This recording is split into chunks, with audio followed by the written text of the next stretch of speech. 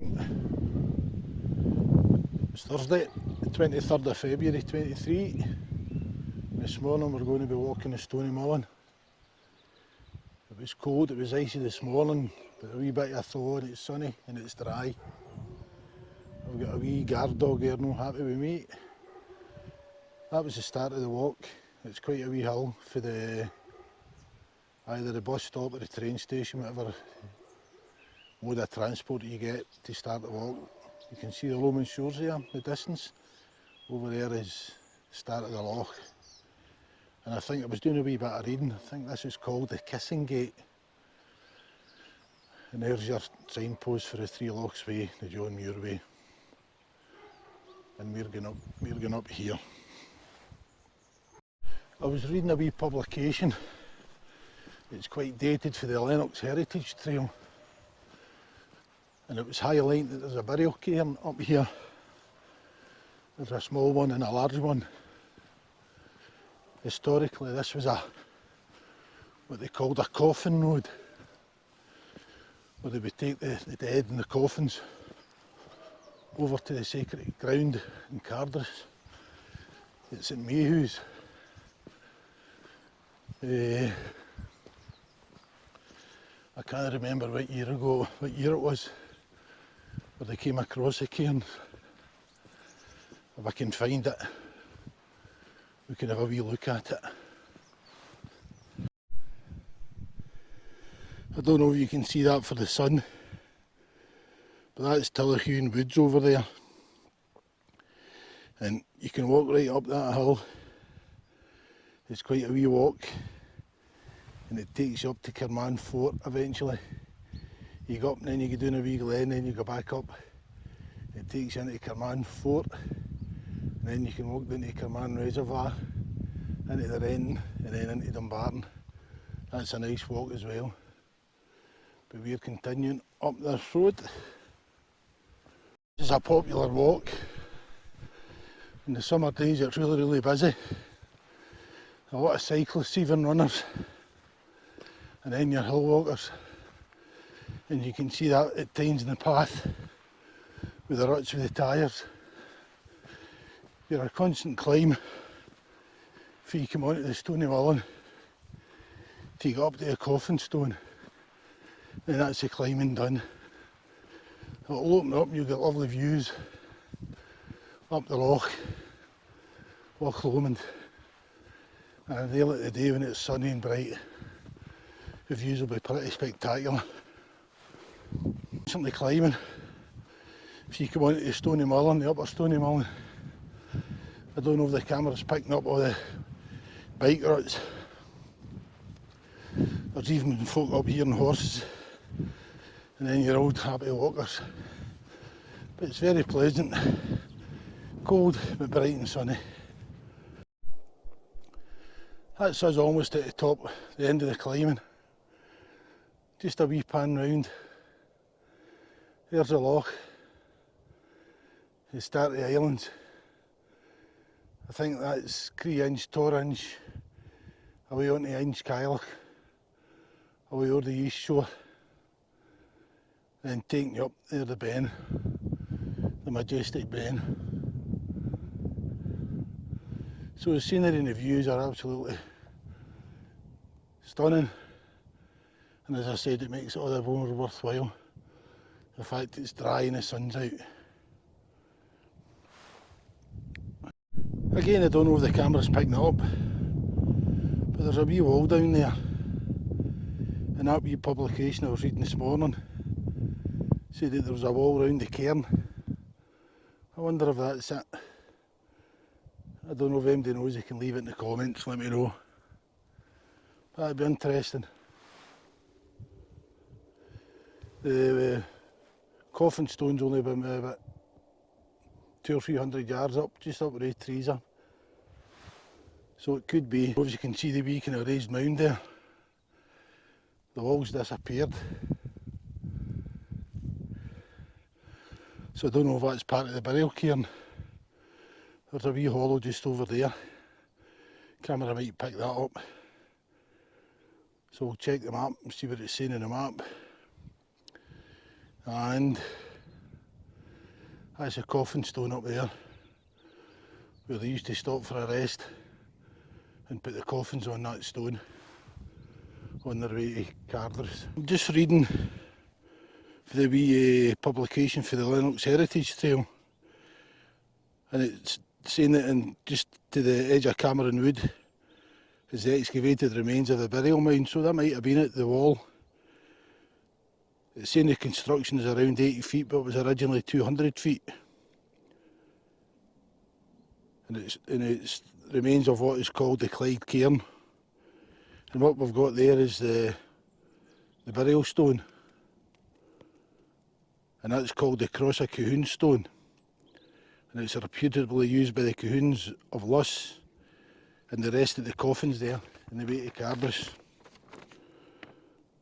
So there you are, the Cross of Cahoon. Every day's a school day. Quite interesting. And not a bad view up the loch and out the bent when you're going to your final resting place.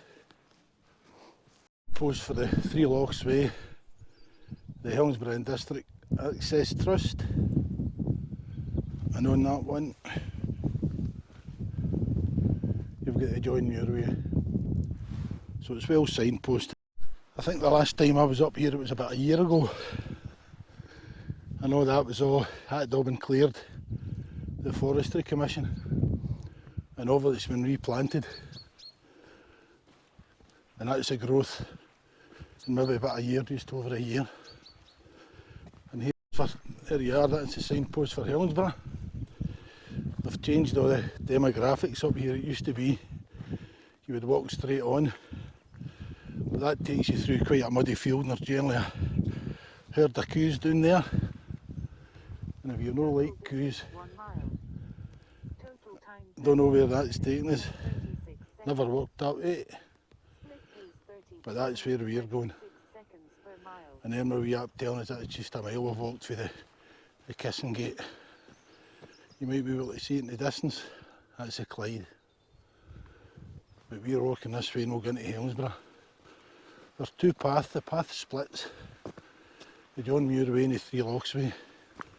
And I'll show you where they split and where they take you out.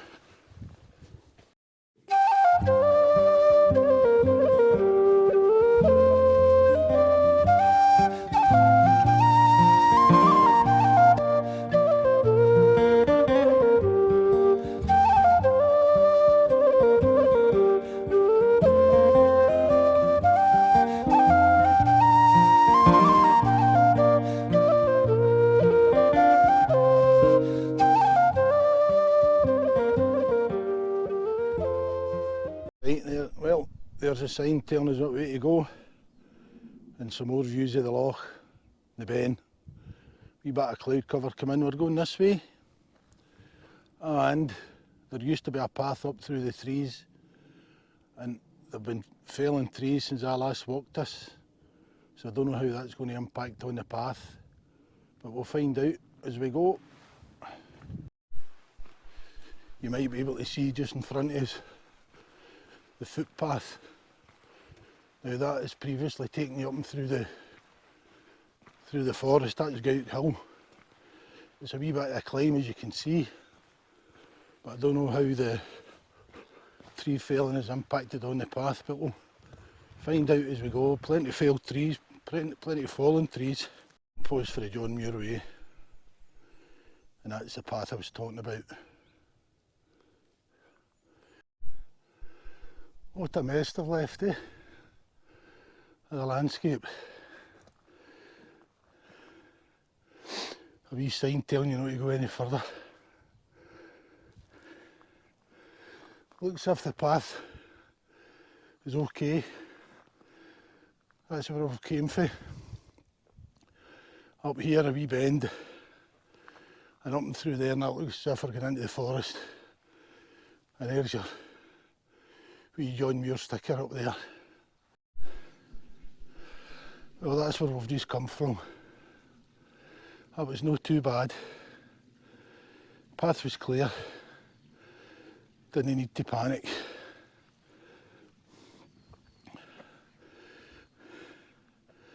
And there's our markers. So we've still got a wee bit of a hill to go, Gout Hill, and this takes us up and around to a wee, I don't know if reservoir's the right word. That's a wee bit of water I was talking about. I think it's more a quarry than a wee reservoir. I was watching another YouTube video, a young lassie, drunk in the wilderness, filling her bottle out of that. Certainly wouldn't be me.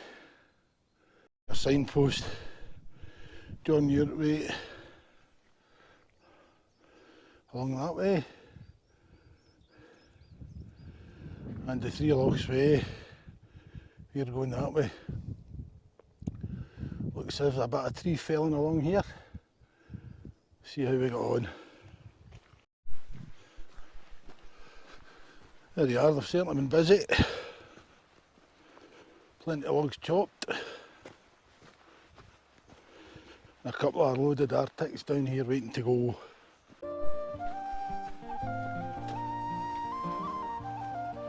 Quite a lot of wood there. A lot of trees been felled.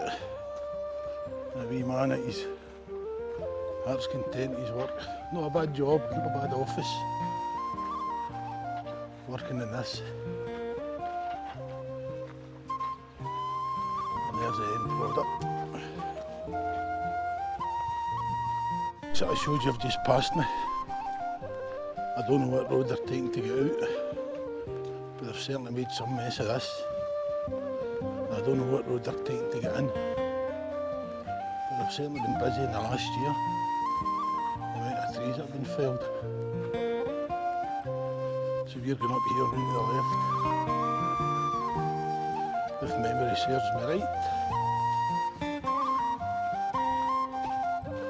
Fusion there.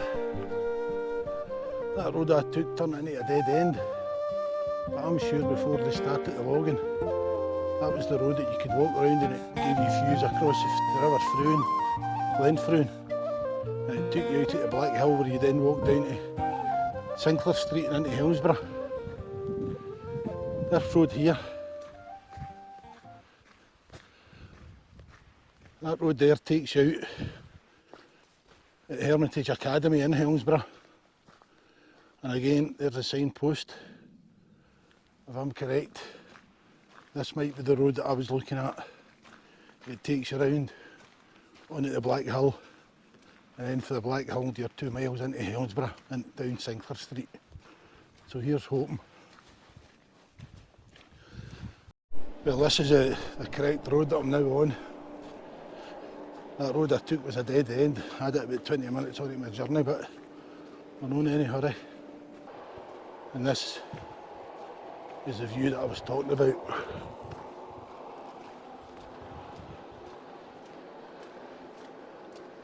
A welfare unit.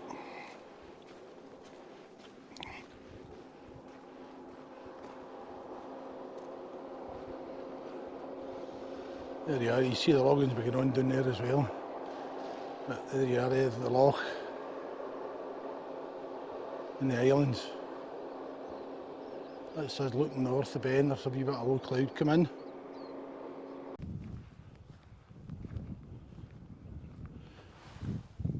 Just about there. I think that's the Cross Keys. And on the Cross Keys up that way. That's the road along Glen Froon.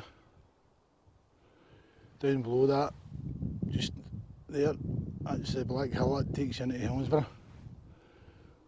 So it's a pity, I say it's a pity that the clouds come down, because that's a lovely view along Glen Froon and the surrounding areas. There's a wee river down there, River Froon. It's a wee salmon sea trout river, it's a back end river, Spate River. It's nice to fish it. That's us almost coming off this road. That's going to take us onto the Black Hill Road. And then, as I said earlier on, it's a couple of miles into Helensburgh. I think it's quite evident that the tracks and the road that these big Arctics are using this as well to get up and get loaded with the felled trees. We'll see what toll it takes on the roads in the months to come. Well, that's us at the gate of the Black Hill. This is quite a popular part of the walk here. You often got a lot of cars parked there. Must be people going so far up and then coming back down. But that's me walk to Balloch, right over the Stoneymullen. Now it's into Helensburgh. 2 miles. Well, this is us on our way to Helensburgh. As I said, it's a couple of miles. This also doubles up as a cycle track. And again, it gets busy in the better weather. So, it's good walking, good path. A couple of wee hills till we get to Sinclair Street and then it's all downhill. There's a signpost for Balloch Head. That's Balloch Head, Glenfruin. So you will walk through Glenfruin. That's a bit from here, it's about 6 miles. And then there's a road that takes you onto a military road that takes you right into Arica. That's about 12 miles, that can be quite challenging. And then you can go from Arica to Tarbert, that's your John Muir. That's your John Muir way. This is us at the top of the Black Hill, just going on to Sinclair Street. Just going into Helensburgh, the birthplace of John Yogi Bear, inventor of the television. So, that's about 7 miles by the time I get to my destination. I feel like one of the Foreign Legion. And the Foreign Legion always look for an oasis in the desert. Mine's is a station bar. A purveyor of fine wines, ales and spirits. And I'm going to purvey myself with a fine ale. I'm going to put the camera off now because the rain's coming on. We'll see you after.